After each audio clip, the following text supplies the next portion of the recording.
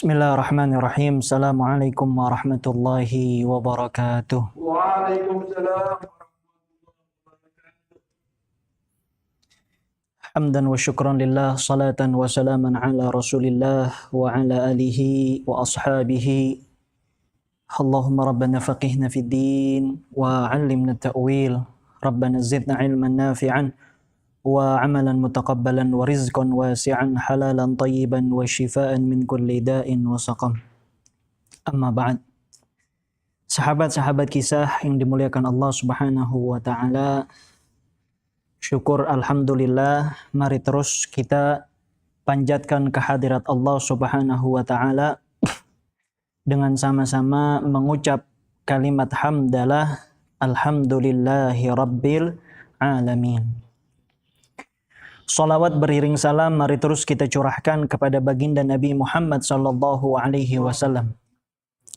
Semoga kita yang hadir di sini dan umat muslim umumnya adalah termasuk umat yang mendapatkan syafaatul uzma daripada Rasulullah sallallahu alaihi wasallam nanti di hari kiamat. Dan semoga dengan salawat yang kita baca, Rasul kenal sama kita. Jangan sampai kita umatnya, mengaku umatnya, tidak pernah bersolawat, akhirnya Rasul nggak kenal sama kita. Bagaimana cara biar Rasul kenal sama kita? Di antaranya dengan bersolawat, menuntut ilmu, melakukan sunnah-sunnahnya Nabi SAW. Harapan kita nanti kita dikumpulkan di surganya Allah bersama Rasulullah SAW. Sahabat kisah yang dimuliakan Allah Subhanahu wa taala, berat kehidupan akhir-akhir ini yang sedang kita jalani. Kami mengucapkan turut berduka cita atas terjadinya musibah. Tidak hanya di satu tempat, tapi di banyak tempat. Mulai dari banjir, mulai dari longsor, dan semua musibah-musibah. Semoga Allah berikan ketabahan. Semoga Allah ganjarkan musibahnya sebagai amalan baik dia, dan semoga musibahnya dapat menggugurkan dosa-dosanya.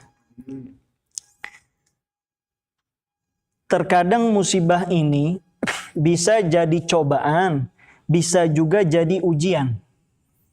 Kalau kita maknai sebagai ujian, artinya ada kenaikan kelas.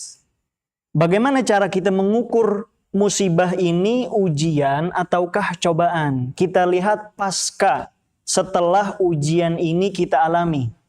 Kalau kita semakin dekat sama Allah, artinya itu adalah ujian. Allah ingin kita naik kelas. Makanya siapa di antara kita saat ini yang tidak merasakan musibah? Ada yang di PHK, ada yang ditinggalkan oleh orang tercinta, ada yang mungkin terkena penyakit virus. Semua musibah ini tidak lain dan tidak bukan kecuali Allah sedang rindu sama kita. Allah pengen kita nangis, memohon, menghamba atas musibah yang kita rasakan. Kalau kita nggak ada musibah, hidup kita enak, penuh dengan kenikmatan. Kebanyakan orang lupa sama Allah. Tapi ketika ada musibah, orang mulai sedih, menyadari bahwa dia ini sangat lemah. Bayangkan virus, itu sangat-sangat kecil. Kita nggak bisa melihat dengan mata telanjang, betul? Kita harus menggunakan alat bantu. Makhluk yang sangat kecil bisa mengguncangkan dunia. Bisa memporak-porandakan dunia. Bagaimana kita mau melawan kekuasaan Allah? Bagaimana kita mau sombong sama Allah? Makanya pesan saya untuk diri saya, semua musibah yang kita alami saat ini adalah kerinduan Allah atas sujud-sujud kita, doa-doa kita, tangisan-tangisan kita semuanya. Maka tetaplah ucapkan alhamdulillah ala kulli halin wa musibatin. Gimana? Alhamdulillah ala kulli halin wa musibatin. Jadi kita mengucapkan alhamdulillah bukan hanya karena mendapatkan kenikmatan. Tapi ketika mendapatkan musibah, ucapkan alhamdulillah ala kulli halin wa musibatin. Segala puji bagi Allah atas segala keadaan dan juga atas musibah yang kita alami. Taib. Alhamdulillah kita semoga diistiqomahkan. Ya, saya mau sampaikan, sholat ini perkara yang sangat penting. Ya, sholat perkara yang sangat penting. Allah nih di muka bumi ini udah bikin proyek banyak.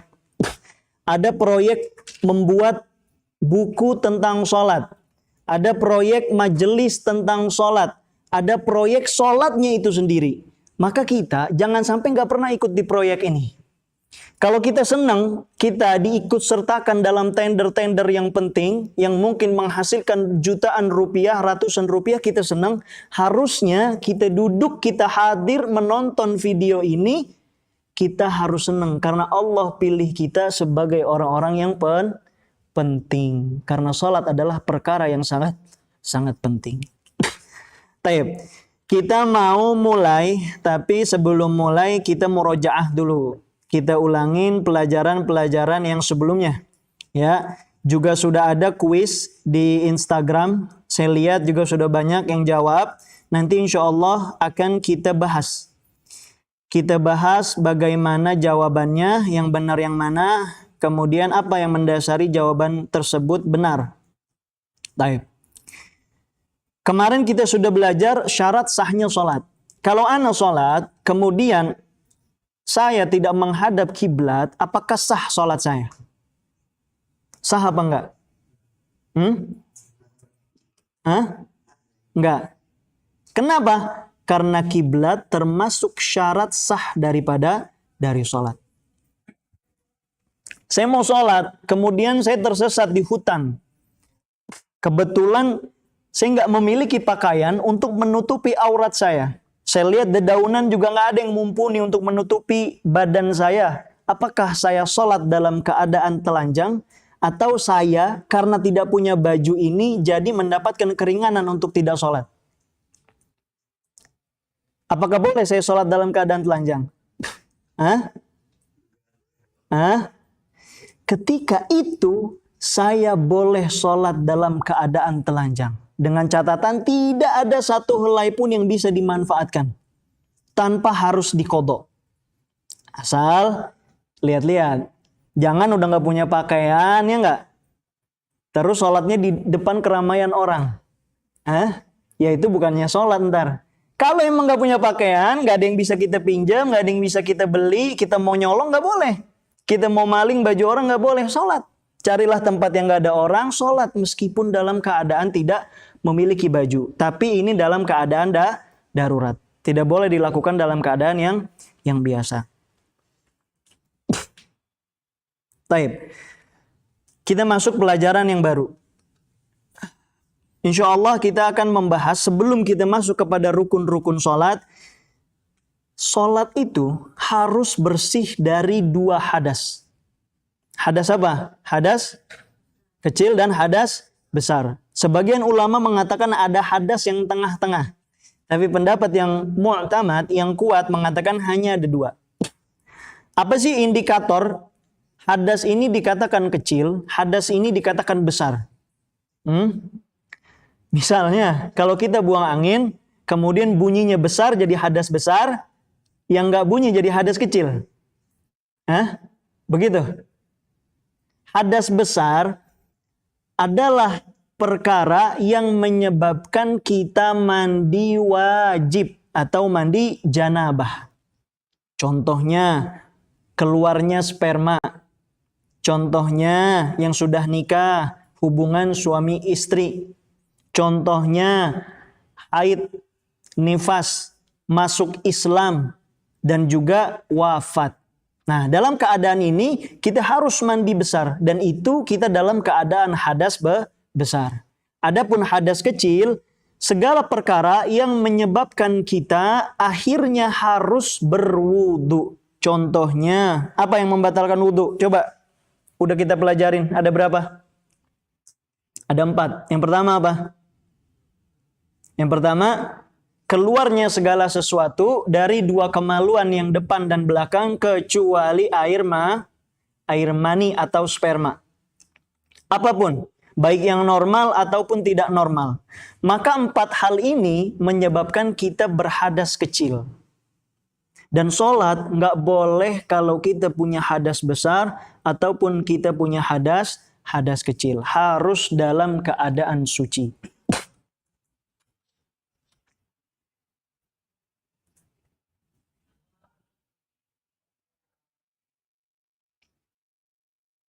Kalau misalnya kita mau wudhu, kemudian nggak ada air, apa yang harus kita lakukan? Tayamum. Nah, ini penting untuk saya jelaskan. Kata para ulama, ini sering dilakuin orang tayamum itu dengan menggunakan debu yang ada di tembok. Ya, sedangkan menurut mazhab Imam Syafi'i, debu yang ada di tembok ini tidak bisa dipakai untuk tayamum. Apa sebabnya? Karena debu yang ada di tembok belum bisa dipastikan ini berasal dari tanah. Ya, kita dalam mazhab Imam Syafi'i, debu yang bisa digunakan untuk tayamum hanya debu yang berasal dari tanah. Ya, jadi seumpama ada tanah, kemudian ada bagian tanah yang halus, nah itu yang kita pakai untuk tayamum. Sedangkan tembok-tembok ini, kemudian di pesawat kita mau tayamum, itu tidak bisa dipakai untuk tayamum. Begitupun dengan mandi wajib. Kalau nggak ada air, apa yang kita lakuin buat mandi wajib? Tayamumnya gimana? Debu, kita ambil pakai gayung terus kita guyur. Gimana cara tayamum buat mandi besar ini?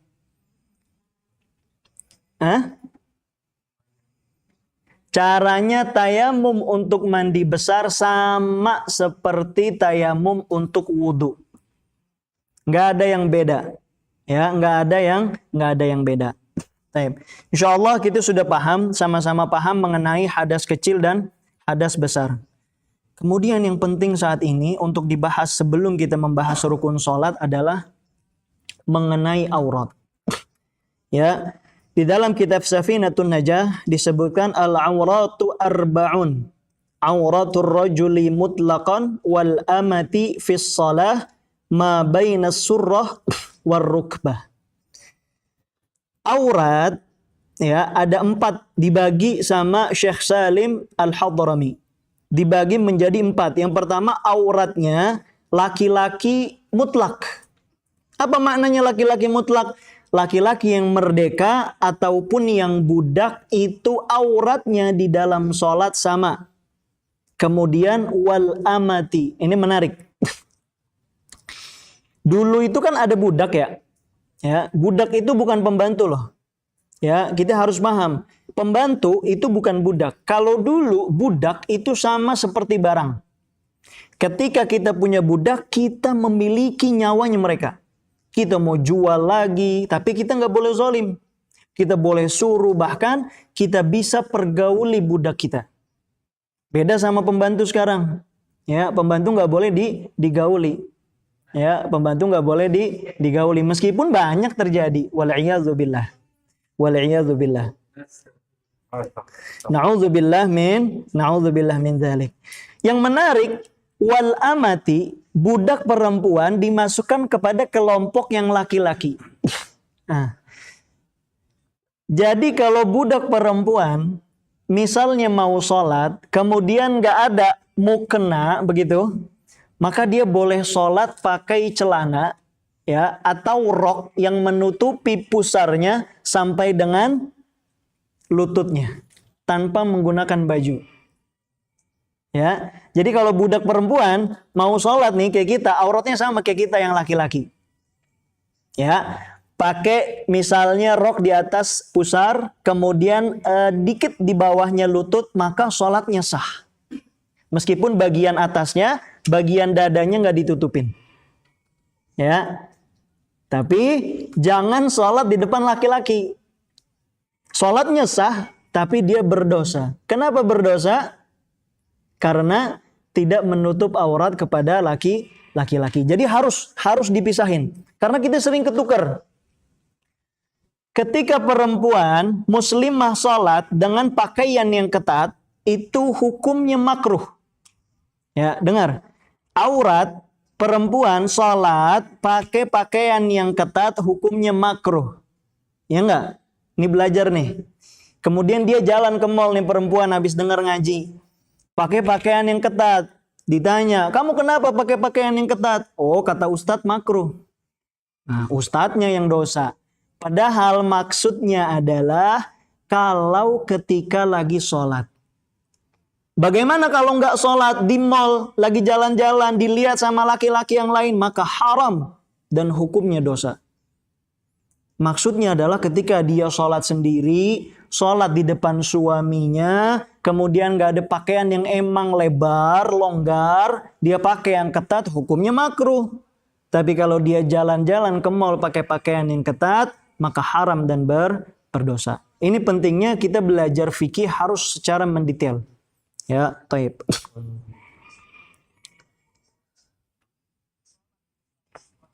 Kemudian aurat yang kedua, wa auratul hurrati fis shalah, ya. Sedangkan auratnya muslimah yang bukan budak, jami'u badaniha masi wal wajhi wal kaffaini. Seluruh tubuhnya kecuali muka dan telapak tangan. Baik. Ana mau tanya, mana yang telapak tangan? Ya, ini telapak tangan bukan? Ya, ini telapak tangan bukan? Hah? Bukan. Baik. Memang secara yang kita pahami bahwa telapak tangan itu hanya bagian depan. Tapi menurut ulama fikih yang namanya telapak tangan itu depan dan belakang. Ya, sampai sini nih. Bagian pergelangan ke bawah ini bukan. Depan dan belakang ini termasuk apa? Telapak tangan yang boleh terlihat ketika sholat. Jadi bukan cuman yang depan, yang di dalamnya aja ini yang putih. Tapi yang di belakangnya ini yang hitam, itu juga termasuk telapak tangan. Dan muka. Selain daripada telapak tangan dan juga muka termasuk aurat yang harus ditutupi. Di Indonesia, di Melayu, di Malaysia, dan beberapa di Singapura, sholat itu pakai mukena. Kalau antum pernah umroh, ya, antum gak akan lihat orang-orang selain yang Melayu ini pakai yang namanya mukena. Karena mukena ini termasuk warisan daripada budaya kita. Mereka kalau sholat pakai gamis, longgar, lurus, pakainya lurusan. Sekarang kan ada model ya, mukena lurusan. Nah itu yang sangat saya anjurkan untuk dipakai. Sebabnya apa? Mukena potongan, buat muslimah-muslimah yang sholat masih pakai mukena potongan, silahkan pakai. Tapi pakai tangan dalemannya yang panjang. Ya, tetap pakai misalnya manset atau kaos, tapi yang menutupi sampai pergelangan tangan. Ya, penjelasan detailnya karena nanti ketika ruku itu masih bisa terlihat daripada auratnya. Masih terhitung bisa terlihat auratnya, maka penting untuk pakai yang lengan panjang. Itu yang pertama. Kemudian yang kedua, ketika muslimah ingin sholat, ya, kita punya yang namanya muka itu dari ujung sini, hanya sampai ujung sini, kanan dan kiri. Adapun yang di sini, ya, yang di sini ini masuknya ke dalam bagian leher, bukan muka. Jadi muslimah kalau antum mau sholat, dimajukan sedikit mukenanya sampai ke sini. Ya, suami-suami dengerin nih, biar bisa ngasih tahu istrinya. Ya, biar bisa ngasih tahu istrinya. Dimajuin sedikit supaya auratnya tidak terbuka. Karena kalau tidak dimajukan artinya ada aurat yang terbuka. Kalau aurat terbuka, maka sholatnya tidak sah. Berapa banyak mungkin kita mengira sholat kita, ibadah kita yang sudah kita lakukan itu diterima Allah, tapi ternyata tidak memenuhi syarat dan rukunnya, akhirnya Allah tidak terima. Maka itu pentingnya kita belajar. Jadi perempuan yang bukan budak, ya, muslimah pada umumnya, seluruh badannya, ya, seluruh badannya kecuali wajah dan apa? Dan telapak tangan. Wa auratul hurrati wal amati indal ajanib jami'ul badan. Nah ini kelompok yang ketiga, penjelasan yang ketiga. auratnya budak perempuan ataupun muslimah yang bukan budak di depan orang-orang asing yang bukan mahramnya seluruh badannya. Nah, maka ini menjadi dalil yang sangat kuat bagi sebagian sahabat-sahabat kita yang memakai niqab. Ya, karena menurut pendapat yang kuat dalam mazhab Imam Syafi'i, niqab ini termasuk diwajibkan. Meskipun ada pendapat kedua di dalam mazhab Imam Syafi'i yang mengatakan niqab ini sunnah. Apa rahmat, apa faidah yang bisa kita dapat dari perbedaan pendapat ini? Teman-teman kita yang sudah menggunakan niqab, sahabat-sahabat kita yang sudah menggunakan niqab, alhamdulillah. Jangan lagi diejek, so alim lah. Ya, atau mungkin hijrahnya hanya hijrah pakaian saja. Loh, memang kita bisa menilai hati seseorang. Memang manusia hanya mengusahakan yang bisa terlihat. Kita menilai yang bisa terlihat. Antara hati adalah perkara urusan hamba dan Allah Subhanahu wa ta'ala. Kemudian yang memang berpandangan bahwa niqab itu sunnah, ambil, pegang kuat-kuat, pakai jilbabnya. Jangan sampai nggak pakai jilbab, nggak pakai kerudung. Iya, katanya lebih baik ngerudungin hati dulu. Ya nggak? Kenapa belum kerudung? Saya mau ngerudungin hati saya dulu. Saya tanya, emang belinya di mana kerudung hati itu? Hah? Yang jual di mana itu kerudung hati? Hah? Ya, atau ada yang ini, ada linknya buat belinya. Jadi usahain menutup aurat itu hukumnya wajib. Usahain, yang masih belajar jangan diejek, jangan diledekin. Misalnya masih pakainya selendang ditutup, biarin. Pelan-pelan, biarin ini bukannya nggak apa-apa, nggak dosa. Tapi yang namanya berubah yang terbaik adalah yang melalui proses. Biasanya yang berubahnya instan, maka nanti titik baliknya juga akan instan. Tapi ketika berproses pelan-pelan, kita punya anak, kita punya keluarga, kita punya kawan, belum memakai jilbab, nasihatin pelan-pelan. Jangan pernah kita merasa lebih baik dari sahabat kita ini. Apa bukti kita cinta sama dia? Bukan kita negur dia, bukan kita nasihatin dia, itu semua orang mau. Ya, semua orang mau. Tapi bukti cinta kita sama sahabat kita yang belum pakai kerudung ini, kita doa di malam hari, nangis. Kita pengen sahabat kita ini pakai kerudung. Itu baru namanya cinta. Kita cinta sama istri kita cinta sama anak kita nangis minta sama Allah. Karena kita nggak bisa, kita nggak punya kuasa untuk mengubah seseorang. Tapi hidayah mutlak datangnya dari Allah Subhanahu wa ta'ala. Ya, jadi auratnya perempuan di orang-orang asing itu seluruh badannya. Wa inda maharimiha wan nisa ma baina surrah war rukbah. Adapun kalau di antara mahram-mahramnya sesama perempuan, kemudian mahram-mahram yang lain, maka yang tidak boleh dilihat adalah ma baina surrah war rukbah. Di antara apa? Pusar dan juga dengkul. Walaupun kita punya kakak perempuan, di antara pusar dan dengkul haram kita untuk melihatnya. Meskipun sesama perempuan, ya, sesama perempuan haram melihat yang di antara pusar dan dengkul. Makanya di antara adab Islam untuk kita yang memiliki anak berlawanan jenis, ketika mereka sudah sama-sama balik, ya, mereka sudah sama-sama balik atau salah satu di antara mereka sudah balik, maka pisahkan ranjangnya. Ya. Betul, dia dari kecil mandi bareng, ya. Dari kecil mandi bareng, memang adiknya mahram. Kita anggap begitu. Tapi kalau kita punya kemampuan untuk memisahkan ranjangnya, jangan lagi tidur bareng, itu termasuk adab Islam. Berapa banyak antum buka YouTube sekarang?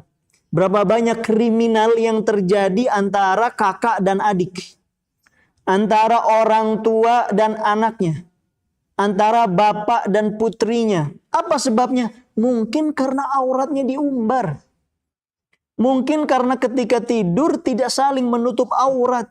Mungkin ketika tidur sudah sama-sama balik, akhirnya saling berpelukan, di situ setan menggoda. Wal'iyadzubillah. Ya, semoga kita lindungi anak-anak kita dari perbuatan zina. Amin.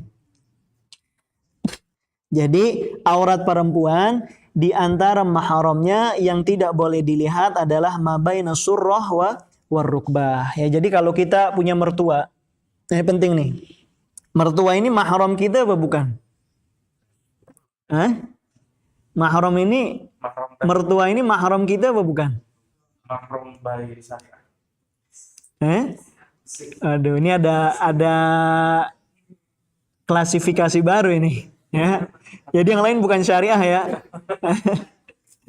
Ya, jadi mahram ada yang sebabnya adalah nasab, ya.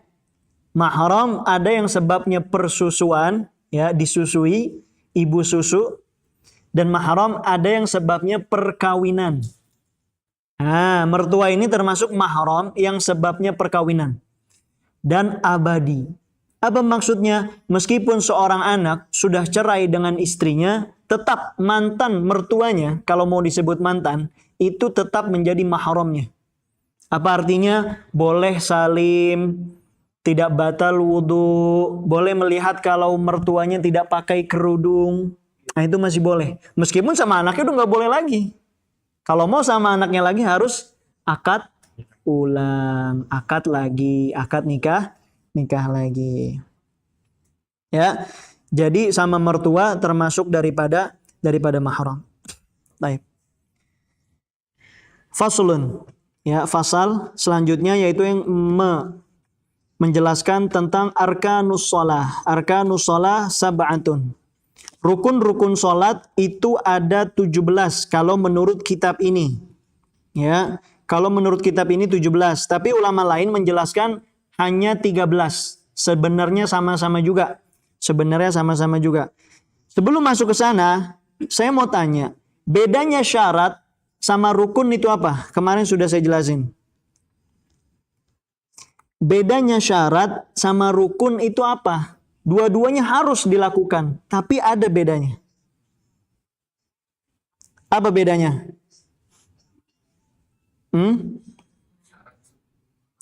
Syarat sebelum. Kalau rukun hampir benar. Syarat apa?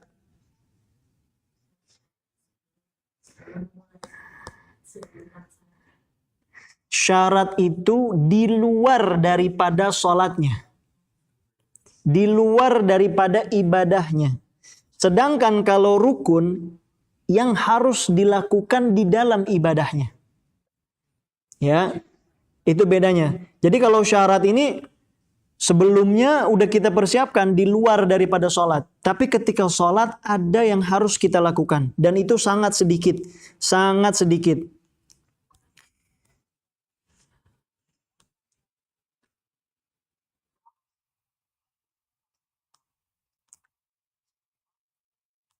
Apa rukun yang pertama? Rukun yang pertama adalah an-niyatu. Ini Ana sebutkan dulu. Ya. Yang pertama apa? Niat. Kemudian yang kedua, takbiratul ihram. Yang ketiga,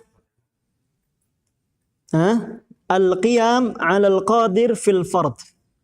Berdiri bagi yang mampu dalam sholat wajib. Kalau sholat sunnah kita boleh milih. Boleh duduk, boleh celentang, boleh tidur. Itu kalau sholat sunnah. Tapi kalau sholat wajib, selama kita mampu berdiri, sholat kita tidak akan sah kecuali dalam keadaan berdiri.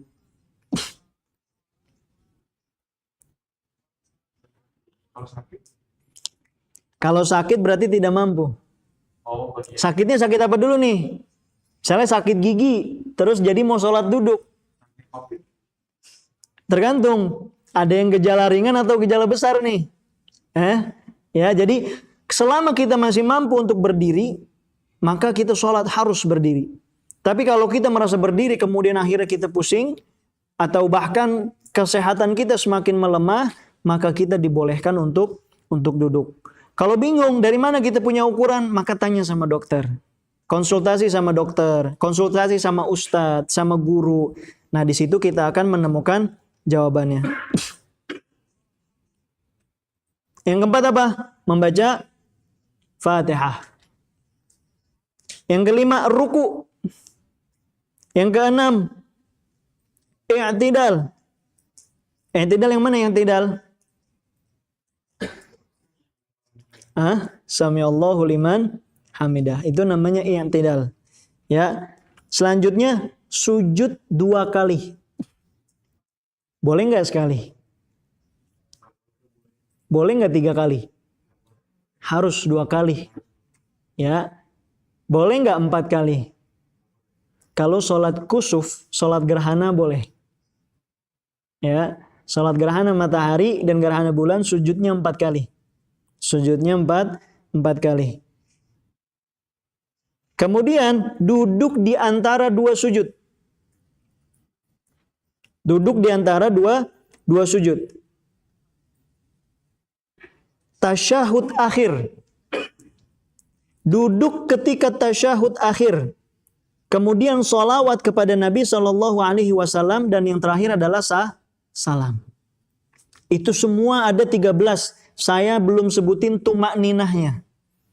Kalau ditambah tumak ninah ketika ruku, tumak ninah ketika i'tidal, ya, tumak ninah ketika sujud, tumak ninah ketika duduk di antara 2 sujud, maka semuanya menjadi 17.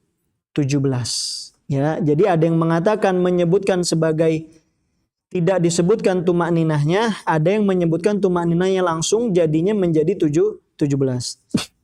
Nah, tumak ninah artinya ini tenang, berdiam sejenak, seukuran kalimat subhanallah. Jadi kalau kita sujud, kita ruku, kita sudah ruku, kita diam aja, nggak baca subhana rabbiyal azimi wa bihamdi, diam seukuran subhanallah, itu sudah termasuk. Kalau kita baca subhana rabbiyal azimi 3 kali, kira-kira itu sudah tumaninah belum? Sudah. Jadi banyak orang kadang begini, Ustaz saya mau baca subhana rabbiyal azimi wa bihamdi 3 kali, kemudian setelah 3 kali saya mau tumaninah dulu. Lah, ngapain tumaninah lagi? Orang ketika kita baca subhana rabbiyal azimi sekali aja itu sudah terhitung sebagai tumakninah. Tapi memang manusia ini perkembangannya sangat-sangat kilat. Makanya ada sholat yang kilat. Ya, antum buka YouTube, buka sholat taraweh 20 rakaat. Ya, itu nggak nyampe 7 menit. Cari dah di channel sebelah. Iya.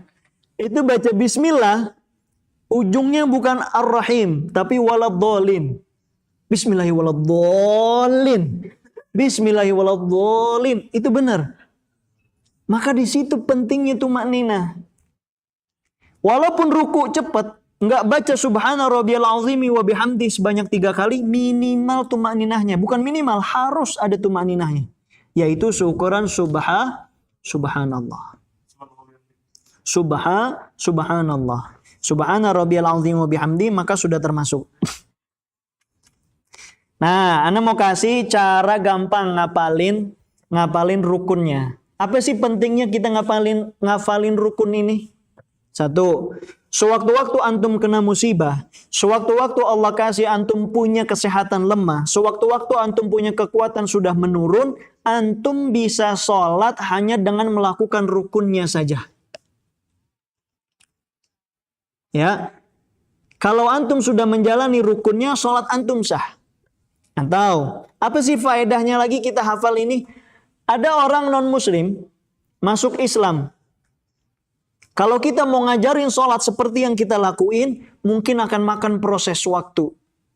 Baca tahiyat. Kebetulan nih non-muslimnya dari Zimbabwe. Ya, jadi ngucapin bahasa Arabnya ini rada susah.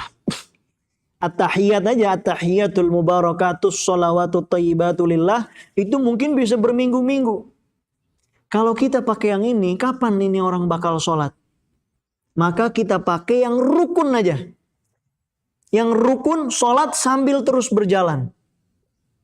Ya, itu diantara pentingnya kita tahu mana yang rukun, mana yang sunnah. Nih, cara ngafalinnya yang gampang. Rukun cuma ada 4. Ya, dari 17 kita kecilin ke 13, kita kecilin lagi pembagiannya menjadi 4. Yang pertama rukun qauli. Rukun ucapan. 1, ya, udah masuk. Yang kedua, rukun gerakan atau rukun fi'liyah. Yang ketiga, rukun ma'nawiyah. Secara makna saja. Yang keempat, rukun qalbiyah atau rukun hati. Ya, cuma ada 4 nih. Ucapan, gerakan, hati, dan juga secara makna saja atau ma'nawiyah. Baru dah kita buka satu-satu. Ya, rukun qauliyah itu ada 5. Yang pertama apa rukun qauliyah? Yang tadi Ana sebutin, coba masih ingat gak? Coba kira-kira rukun yang termasuk ucapan apa aja? Yang paling pertama. Hah? Takbir apa niat? Takbir apa niat? Hah?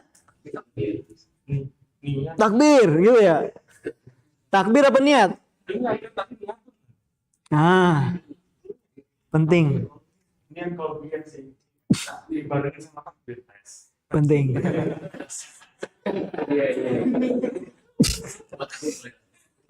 Ini menjadi penting karena banyak menimbulkan akhirnya perdebatan di antara masyarakat. Bahwa niat adalah rukun hati. Makanya usolli fardhoz zuhri 4 raka'atin mustaqbilal kiblati adaan lillahi ta'ala. Apa hukumnya? Sunnah. Karena itu ucapan. Sedangkan yang rukun adalah yang di dalam hati. Nah, ini nanti akan kita jelasin detail mengenai niat. Jadi jangan sampai kita yang melafazkan niat, kemudian kita lihat di samping kita orang gak melafazkan niat, kita bilang, ente gak baca rukunnya. Padahal itu hukumnya sunnah. Begitupun sebaliknya, ada sahabat kita yang melafazkan niat. Jangan kita bilang itu bid'ah. Karena menurut mazhab Imam Syafi'i itu sunnah. Kenapa sih bisa jadi sunnah? Dulu sahabat Ali radhiyallahu taala anhu ketika datang waktu azan, kemudian menuju ke masjid, kemudian menantikan sholat didirikan, kata para sahabat yang lain, seakan-akan Sayyidina Ali nggak kenal sama kita semua. Seakan-akan Sayyidina Ali nggak punya ini yang namanya dunia. Kenapa? Karena ketika azan sudah berkumandang, yang ada di pikirannya hanya Allah Subhanahu wa Ta'ala. Saya pengen ketemu Allah. Nggak ada lagi nih sahabat-sahabat yang lain. Itu Sayyidina Ali. Kalau kita, ya nggak? Jangankan azan dikumandangkan. Jangankan iqomah dikumandangkan. Takbiratul ihramnya imam kita masih balas WhatsApp bos kita. Iya. Kita masih balas WhatsApp kesayangan kita. Ya yang Bebebs. Hah? Bebebs itu kepanjangannya bebek bukan sih? Bukan ya? Kirain bebek panggilnya Bebs. Hah? Jadi kalau para sahabat dulu ketika azan sudah fokus, sudah tahu yang akan disolat. Ini adalah sholat zuhur, ini adalah sholat asar, ini adalah sholat maghrib, 3 rakaat, 4 rakaat. Sedangkan kita imam sudah takbir, kita masih balas WhatsApp. Jangan-jangan kita nyangkanya sholat zuhur, ternyata itu sholat asar. Di situ pentingnya niat. Pentingnya melafazkan niat. Setelah WhatsApp kita tutup, usolli fardhoz zuhri. Oh, Hati kita tahu bahwa yang akan kita sholat ini adalah sholat zuhur. Dan ini dalilnya adalah mengkiaskan daripada niat Nabi ketika haji. Nabi ketika haji melafazkan niatnya. Nah, dari sinilah Imam Nawawi mengatakan kenapa disunahkan untuk lafaz niat sholat, supaya membantu hati untuk hadir ketika sholat. Kan kadang-kadang sholat ini jadi ritual kita mengingat sesuatu. Coba dah, kita lupa nih naruh kunci, sholat aja 2 rakaat, ketemu itu. Iya nggak? Biasanya ketemunya pas lagi sholat. Tiba-tiba ingat kunci ternyata ada di bawah meja. Atau kita lupa lagi ngejemur pakaian, ingatnya kapan? Lagi sholat. Gimana nggak kebangetan kita? Orang sholat disuruh ingat Allah, ini ingat kunci. Sholat ingat jemuran. Maka itulah fungsinya daripada niat. Fungsi daripada melafazkan niat. Itu nanti kita jelasin tuh bagaimana niatnya. Apa sih minimal daripada niat itu yang harus hadir di hati kita. Nah, itu ntar dijelasin di dalam kitab ini. Rukun ucapan yang pertama adalah apa? Takbiratul ihram. Rukun ucapan. Ana lagi malas ngangkat tangan ketika awal mau mulai sholat. Kalau malas kesannya sombong banget ya. Atau tangan saya ini lagi kena musibah. Ada orang kena musibah tangannya nggak bisa angkat tangan ketika takbiratul ihram.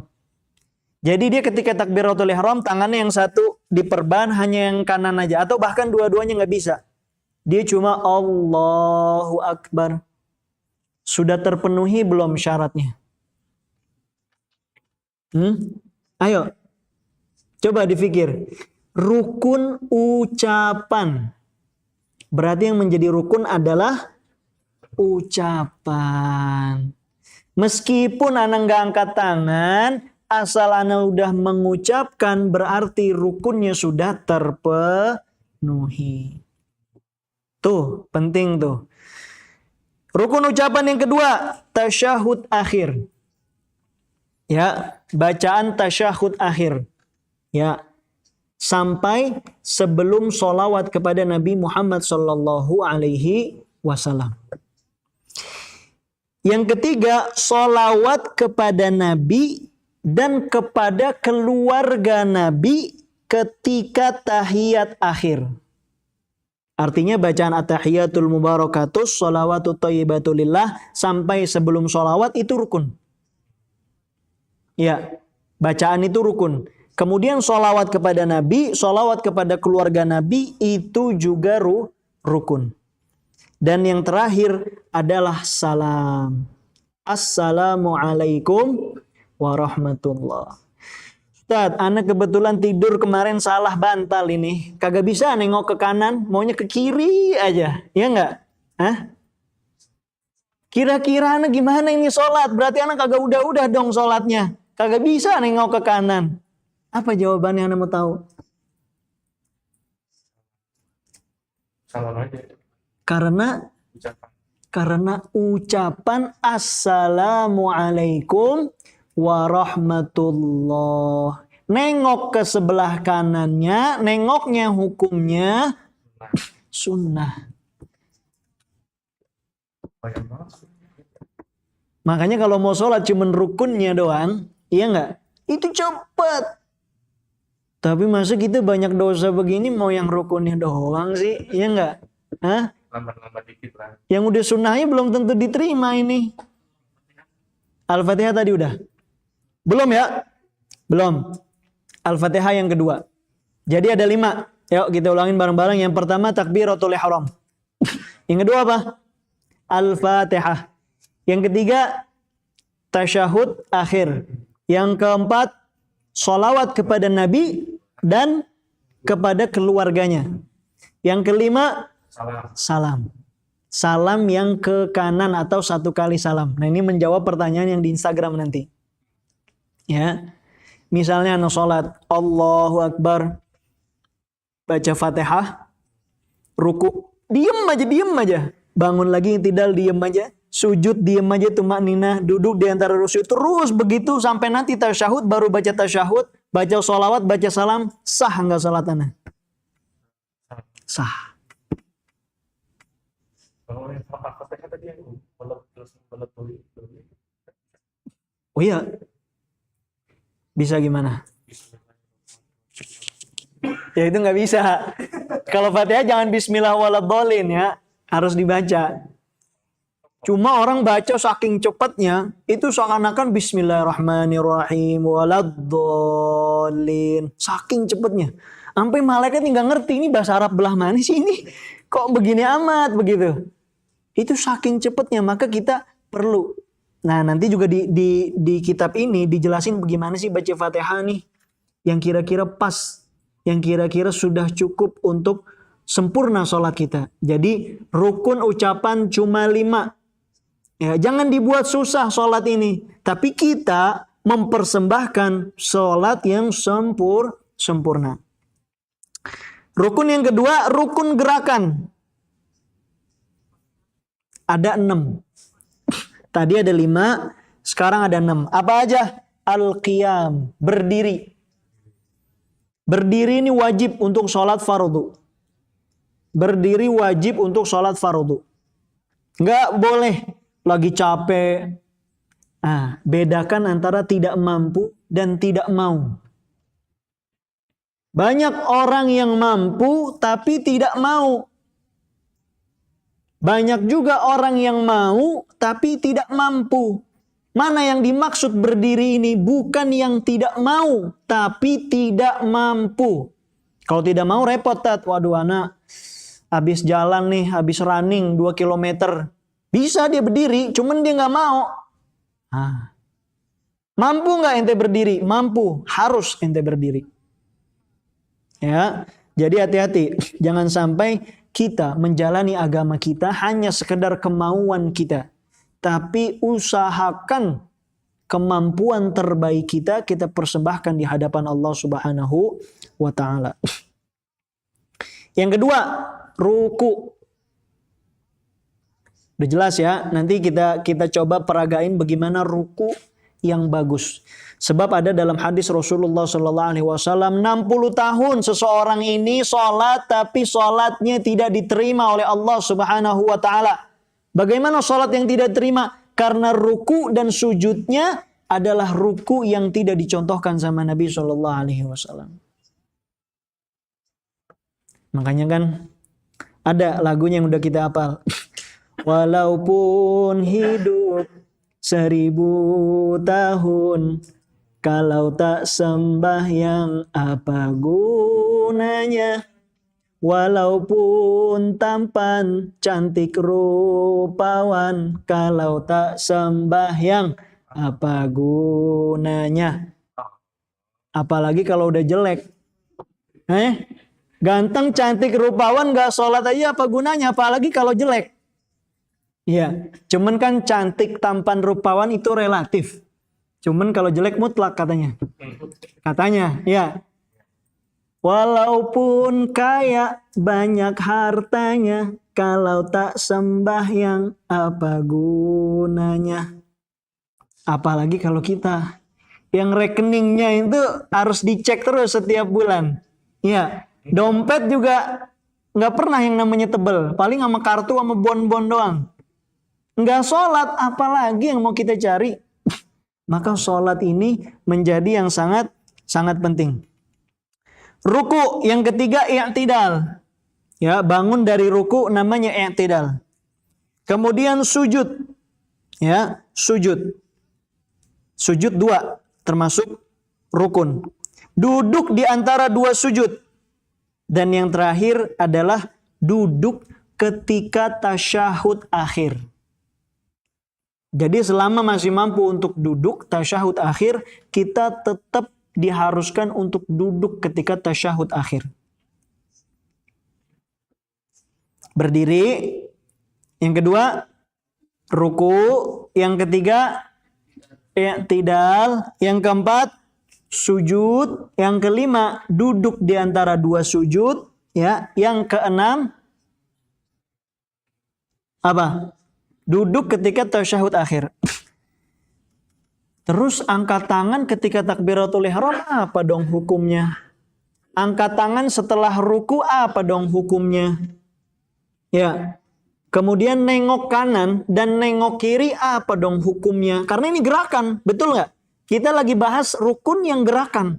Tapi kok nggak ada angkat tangan dari ruku? Nggak ada angkat tangan dari abis sujud rakaat pertama? Berarti hukumnya adalah sunnah. Nah, rukun yang ketiga, rukun yang ma'nawiyah. Hanya secara makna, yaitu tertib. Sholat nggak boleh pakai aturan kita sendiri. Ibadah syaratnya diterima ada dua. Yang pertama apa? Ikhlas karena Allah Subhanahu wa Ta'ala. Banyakan kita sholat rajin kalau depan mertua. Ya nggak? Depan guru sholatnya khusyuk. Bagaikan Imam Ahmad bin Hanbal. Bagaikan Imam Syafi'i. Sujudnya lama. Antara emang khusyuk atau emang dia tidur. Saking lamanya. Tapi giliran sendiri bagaikan kilat. Set dari takbir tahu-tahu langsung salam. Itu sholat jenazah apa sholat? Jadi tertib. Yang pertama ikhlas karena Allah. Yang kedua harus sesuai tuntunan Nabi Muhammad SAW. Nabi ngajarin berdiri, kemudian angkat tangan, kemudian ruku, kemudian bangun lagi, kemudian sujud. Itu namanya tertib. Nggak boleh kita sholat, tahu-tahu langsung sujud, habis gitu bangun ruku, bangun tidak lagi, sujud lagi. Itu namanya tidak mengikuti daripada ajaran Rasulullah SAW. Makanya gampang kalau mau mendebat atau berargumen kepada orang-orang yang mengatakan sholat itu cukup mengingat sama Allah Subhanahu wa Ta'ala.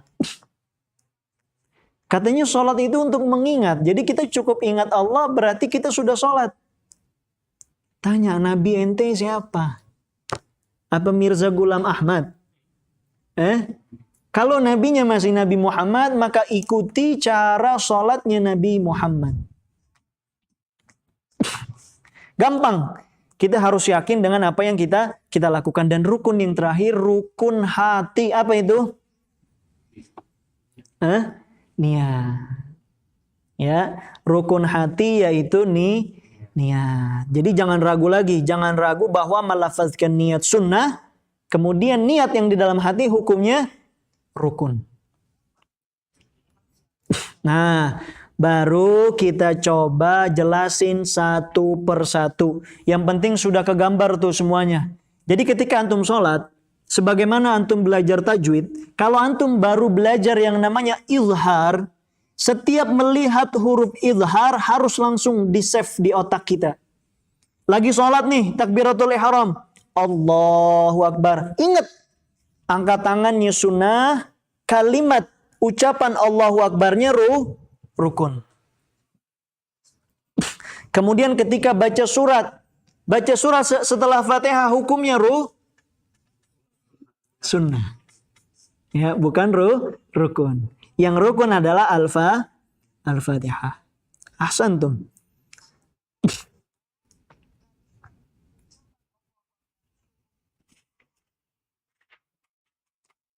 Baik. Rukun yang pertama yaitu niat. Apa sih maknanya niat? Ya, niat itu ketika kita memiliki keinginan, kemudian yang disambungkan dengan perbuatan. Ya, niat yang disambungkan dengan perbuatan. Ya, misalnya begini. Ada seseorang ingin niat naik haji. Tapi dia nggak pernah yang namanya nabung. Nggak pernah yang namanya mendaftarkan dirinya ke travel. Nggak pernah doa sama Allah supaya bisa diberangkatkan haji. Dia hanya niat aja. Pengen aja. Semua orang juga pengen. maka yang seperti ini belum disebut niat. Kapan disebut niat? Ketika dia sudah mulai menyisihkan uangnya, sudah mulai mendaftarkan ke travel, sudah mulai berdoa sama Allah Subhanahu wa taala, maka itu sudah masuk ke dalam niat. Makanya niat ketika sholat itu ketika takbiratul ihram. Ya, ketika takbiratul ihram. Usalli fardhu zuhri rak'ataini usalli fardhu zuhri arba'a raka'atin mustaqbilal kiblati adaan lillahi ta'ala, ini yang diucapkan. Tapi ketika takbiratul ihram, Allah, apakah semuanya harus kita ucapkan? Nah, ini nanti insya Allah di pelajaran selanjutnya insya Allah akan kita detailkan dari setiap rukun-rukunnya. Bagaimana cara sujud yang salah, bagaimana sujud yang memang sesuai dengan ajaran Islam, bagaimana rukunya, bagaimana baca Fatihahnya, jangan-jangan bismillahi waladdallin. Banyak Ustaz. Di kampung-kampung bismillah langsung waladdallin. Karena saking cepatnya, ya. Maka kita usahain supaya salat kita diterima oleh Allah Subhanahu wa taala. Kata para ulama, cukup satu salat, satu sujud kita diterima sama Allah, cukup itu buat bekal kita nanti di akhirat. Ya Allah, tolong terima sujud ini dan wafatkanlah hamba supaya enggak melakukan maksiat lagi. Pertanyaannya, sudahkah sujud kita memang sesuai dengan kriteria yang diajarkan Rasulullah sallallahu alaihi wasallam? Maka mudah-mudahan Allah istiqomahkan kita dalam hadir, teman-teman yang online juga. Jadi sekarang pengajian online ini sudah sebagaimana pengajian offline. Kalau dulu orang pengen ngaji, malas datang ke masjid, akhirnya dia online, itu pahalanya akan berbeda dengan yang hadir di masjid.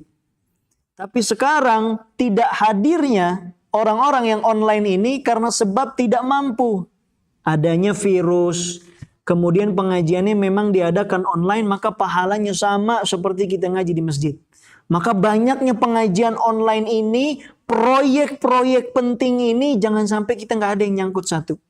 Minimal pengajian di rumah kisah, waktu pulang kerja ini nunggu maghrib harus hadir.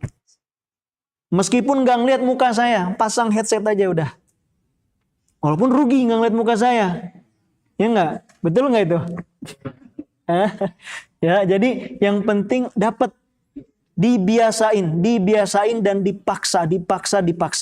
Taib. Kita sudahi dengan menutup dengan pertanyaan.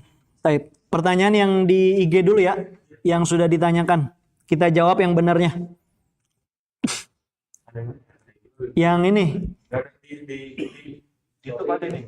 Enggak, yang di story yang kemarin kan belum dijawab tuh. Oh. Di story dulu. Coba. Pertanyaan pertama apa? Itu yang ini. Yang saya awal. Karena kedua, batal salat saya. Apa tuh? Saya lupa yang awal. Kedua, apa batal salat saya? Taib. Ini Anda pengen coba yang hadir di sini jawab masing-masing. Saya lupa tahiyat awal. Apakah batal salat saya? Jawabannya? Ya. Masya Allah. Kenapa? Karena sunnah. Nah, ntar ada lagi perinciannya bahwa tahiyat awal ini termasuk sunnah ab'ad. Nanti kita pelajarin. Sunnah yang kalau ditinggalkan kita disunnahkan untuk sujud sahwi. Taib, pertanyaan selanjutnya. Salat tanpa Al-Fatihah sah atau tidak? Salat tanpa Al-Fatihah sah atau tidak? Saya nggak perlu jawab lagi nih, udah dijawab semuanya. Kenapa? Karena rukun ucapan. Rukun ucapan. Ya, bukan rukun gerakan, ya nggak? Apalagi rukun hati. Nah, itu penting nanti di Fatihah. Ini rukun ucapan. Jangan mulut kita diem pas baca Fatihah. Itu nanti akan berbeda. Itu insya Allah akan kita jelasin. Jadi, sholat tanpa Fatihah hukumnya batal atau tidak sah. Taib. Terus ketika telah sholat jamaah Naam. sudah dalam keadaan ruku, Naam. apakah kita langsung ruku atau baca Al-Fatihah baru ruku langsung? Oh, yang di story. Yang di story. Oh, Setelah saya salam yang pertama menoleh ke kanan. Nah. Baru saya buang angin. Apakah sholat? Taib. Setelah salam yang kanan ya, salam yang pertama Assalamualaikum warahmatullahi ya. Kemudian ada sesuatu yang membatalkan sholatnya. Misalnya dalam hal ini adalah buang angin atau kentut. Setelah Assalamualaikum, kemudian buang angin. Batal apa enggak sholatnya? enggak batal. Hah? Enggak batal. Kenapa? Karena udah salam. Karena rukun yang terakhir sudah dilakukan atau sudah dipenuhi, yaitu salam. Salam ke kanan. Ya, kata Nabi kuncinya sholat itu pertama bersuci. Kemudian diharamkan itu dengan kata takbir. Apa sih maknanya diharamkan? Tadinya kita boleh makan, kita boleh minum. Gara-gara takbiratul ihram, kita jadi nggak boleh ngomong, nggak boleh makan, ya nggak? Nggak boleh melakukan sesuatu yang membatalkan wudhu, membatalkan sholat. Dan yang menghalalkan kita melakukan semuanya adalah salam. Jadi setelah salam pertama, kemudian kita udah nahan dari rakaat pertama misalnya. Udah nggak kuat banget. Jangan kenceng-kenceng, kesian samping kita ntar pada kaget. Ya nggak? Sholat sih sholat nggak batal. Cuman sholat samping mungkin bisa batal gara-gara ketawa. Apa marah, dia belum salam yang pertama. Ya nggak? Atau pingsan lagi. Assalamualaikum. Ya jadi jawabannya tidak batal. Tapi pertanyaan lagi. Gimana di YouTube? Udah. Nah, di YouTube saya ada nih. Apakah bersalaman dengan istri kakak yang berbeda ibu termasuk mahram? Ini ceritanya ibunya beda misalnya. Ipar berarti. Ah. Ya kan? Ibunya beda. Nah, berarti ya pasti kan sebenarnya Gimana coba ulangin. istri kakak yang berbeda ibu Iya. termasuk mahram. Iya. Ipar berarti ipar, tapi dari si istrinya beda ibu. Taib. Semua ipar, beda ibu atau sekandung ipar, ya atau kakaknya istri kita. Kakaknya istri kita mau yang kandung, mau yang tiri, semuanya adalah mahram, tetapi bukan mahram yang abadi. Ini penting. Jadi mahram, sebabnya kan ada 3. Tadi perkawinan. Perkawinan kebagi menjadi 2. Ada yang abadi, ada yang tidak abadi. Yang abadi siapa tadi Ana sebutin? Mertua. Hatal maut, sampai kita meninggal, sampai itu tetap mahram kita meskipun cerai. Tapi kalau ipar ini mahram tidak abadi. Apa bedanya yang abadi sama yang tidak? Bedanya yang abadi kita boleh melihat auratnya, boleh salaman, tidak membatalkan wudhu, dan haram dinikahi sampai kita mati. Tapi kalau yang tidak abadi, saat itu kita tidak boleh menikahi dia selama perkawinan masih ada sama adanya atau sama istri kita. Kita juga nggak boleh salaman atau salim, nggak boleh menyentuhnya, nggak boleh melihat auratnya. Bahkan kata Nabi SAW, ipar itu bagaikan racun. Ipar bagaikan maut, kata Nabi, bagaikan kematian. Karena banyak perselingkuhan yang terjadi antara ipar. Disangkanya nih kita mahram. Disangkanya boleh berduaan. Disangkanya boleh pegangan. Boleh melihat auratnya, padahal tidak boleh. Jadi ipar adalah mahram sementara. Tidak boleh dinikahi ketika masih ada perkawinan. Bagaimana kalau nanti misalnya istrinya meninggal atau cerai? Maka boleh dinikahi. Sama seperti yang dilakukan Sayyidina Utsman bin Affan yang menikahi 2 putrinya Nabi. Tapi tidak dalam satu waktu. Jadi ini penting Ana sampaikan. Ipar-ipar antum itu bukan mahram antum yang abadi. Dia adalah mahram yang sementara. Jadi antum betul tidak boleh menikahi dia selama perkawinan ada, tapi antum juga tidak boleh melihat auratnya tidak boleh bersentuhan dengannya, dan membatalkan wudhu, kemudian tidak boleh berduaan dengannya. Kita mampir ke rumah kakak ipar kita, abang kita nggak ada di rumah itu, jangan masuk rumahnya. Duduk di depan. Meskipun sudah dekat banget, jangan. Wallahi syaitan. Ana sampaikan, gampang menggoda masuk dari hal itu. Wal'iyadzubillah. Ada lagi yang mau tanyain? Udah ya? Taib. Alhamdulillah kita sudah selesai pada pertemuan kali ini. Semoga yang saya sampaikan bisa sesuai sebagaimana yang dulu diajarkan para guru dan juga Rasulullah SAW. Semoga yang sederhana ini bisa menjadi timbangan kebaikan bagi kita. Semoga proyek-proyek penting ini Allah selalu ikut sertakan kita di dalamnya. Bukan hanya pada kajian ini, tapi pada kajian-kajian yang lainnya. Semoga kita Allah kasih keistiqomahan sampai akhirnya nanti bisa menyelesaikan pembahasan daripada kitab Syafi'inatun Najah. Nanti insya Allah masuk bulan Maret, kita akan pindah ke bab puasa dulu. Ya, dengan niatan untuk persiapan masuknya bulan suci Ramadan. Meskipun kita belum sampai secara urutan, tapi nanti kita stop yang dimana kita sampai, kemudian kita lompat kepada pembahasan yang membahas tentang bab puasa. Ya, mudah-mudahan sholat kita semakin sempurna, wudhu kita semakin sempurna, puasa kita semakin sempurna. Akhirnya apa? Kita diizinkan Allah untuk bisa berangkat haji. Ya. Baik. Kita tutup dengan sama-sama membaca Al-Fatihah. Kita kirimkan kepada sahibul kitab dan kepada guru-guru kita. Kemudian nanti kita akan berdoa dan ditutup dengan doa kafaratul majelis. Ala hadhini wa fi kulli niyatin salihah. Al-Fatihah. A'udzu billahi minasyaitonir rajim. Bismillahirrahmanirrahim. Alhamdulillahirabbil alamin. Arrahmanirrahim. Maliki yaumiddin. Iyyaka na'budu wa iyyaka nasta'in. Ihdinas siratal mustaqim. Shiratal ladzina an'amta 'alaihim ghairil maghdubi 'alaihim waladdallin.